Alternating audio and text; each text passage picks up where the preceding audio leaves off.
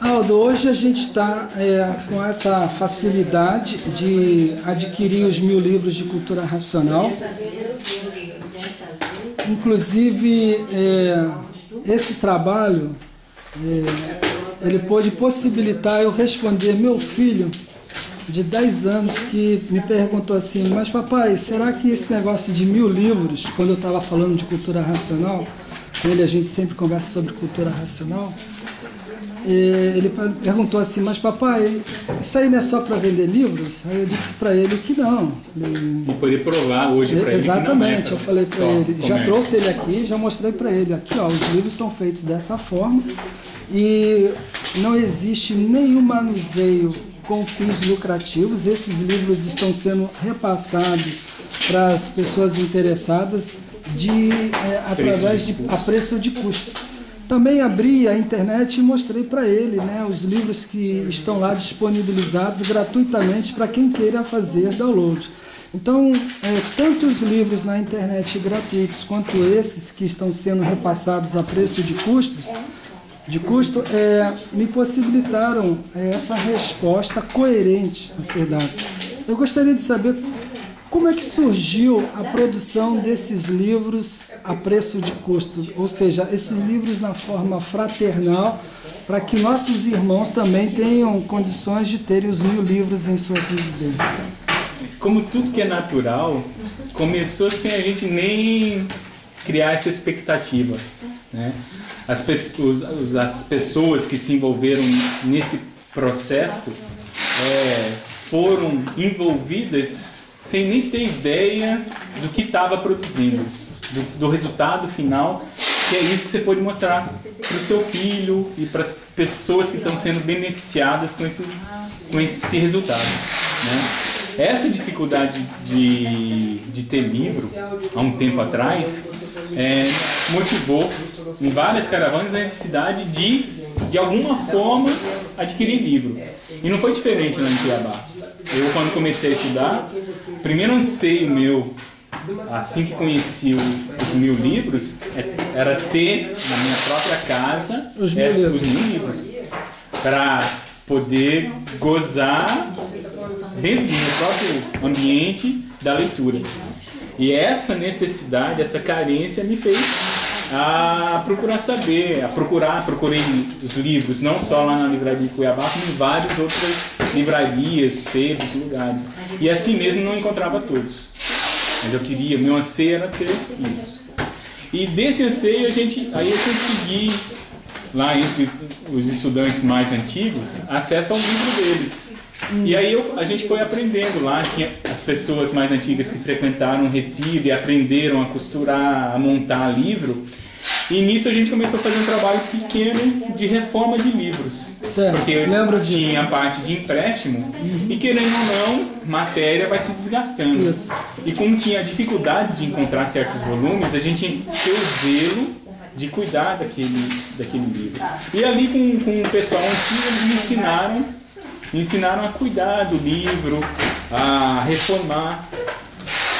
E aí, nessa oportunidade de reformar o livro, veio uma vontade também, cara. Então, como eu sabia que em outros lugares faziam, depois acabei trocando uma ideia com o Juarez, com o João, e aí eu comecei a tirar cópia daqueles livros que faltavam para minha coleção. Certo. E aí montar, e aí reformava o livro, e ao reformar o livro, já aproveitava e fazia uma cópia para mim e para quem precisasse daquele volume para completar. E assim naturalmente eu fui aprendendo, e aí outras pessoas se interessando ali e também aprendendo junto conosco a reformar livros. E aí os livros que não se encontravam em livrarias ou na própria gráfica racional, a gente naquele ato da reforma já também reproduzia aquele livro. E aí em 2007 apareceu um estudante lá de Manaus comentando com o João que ele já tinha muito tempo de leitura e não tinha lido os 1000 livros. E aí o João, vendo a gente fazer esse trabalho, falou: procura o Aldo lá que ele vai te ajudar. E aí ele comentou, só que esse estudante ele precisava de muito livro, quase praticamente uma coleção completa. Eu falei: puxa, vai dar muito trabalho até a gente conseguir reformar todos os livros para ir tirando cópia dele. Aí nisso, um outro estudante lá, colega meu mais...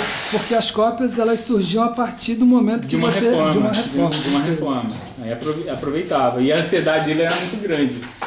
Aí um amigo meu falou para mim, olha, mas você mexe com informática, por que você não cria um mecanismo digital? Digitaliza suas imagens, guarda, aí quando vier alguém autorizado, você vai e reproduz aquela, você não precisa ficar desmontando o livro para fazer uma reprodução.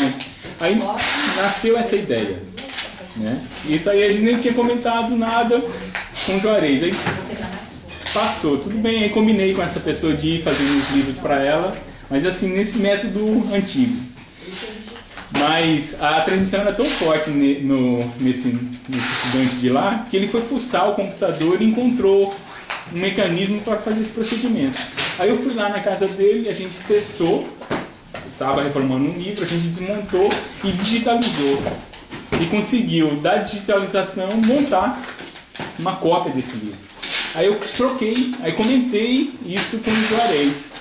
E o Juarez, ele tem sempre aquele espírito de... Ele tem aquele, como ele diz, ele tem o bicho da liderança, da organização. Empreendedor, né? Isso. Aí ele viu, bom, vai ser uma boa para reformar livro e para ir fazendo as coleções de quem precisa. E aí ele foi lá, fomos lá na casa dele, mostrando todo o procedimento que era para ser feito. E aí ele incentivou a gente a dar continuidade. E nisso ele teve uma oportunidade de conversar, comentar o que a gente estava fazendo com o João. Obviamente ele comentou. E o João falou, é isso mesmo. E a gente vai fazer muito livro. E aí o Juarez tomou à frente a iniciativa de organizar. E aí a gente tratou de comprar computadores, scanners, e aí vários estudantes se prontificando a fazer isso. Aí o Juarez começou a fazer as seleções de livros, matrizes para a gente desmontar e começar a digitalização e o processo de montar o CD. E aí começou mais ou menos em fevereiro de 2008. E em julho de 2008 mesmo, 6 meses depois, a gente tinha concluído a digitalização dos 1000 livros. Foi bem rápido, hein? Foi. Tinha que abrir todos os livros, desmontar. Aí montou uma equipe, toda uma organização, né? Montou as pessoas para irem selecionando as matrizes, quais livros que seriam usados como matriz para digitalização. E aí tinha esse primeiro processo que vários estudantes faziam nas suas próprias casas, com equipamento, computador e scanner. Escaneava, aí gravava num pendrive, levava lá no Juarez coletava no computador. Aí lá no Juarez tinham mais computadores, que aí outros estudantes, a maioria eram os jovens lá de Cuiabá, iam lá que gostavam do computador e ficavam colaborando lá na casa dele, fazendo o que a gente chamava de limpeza.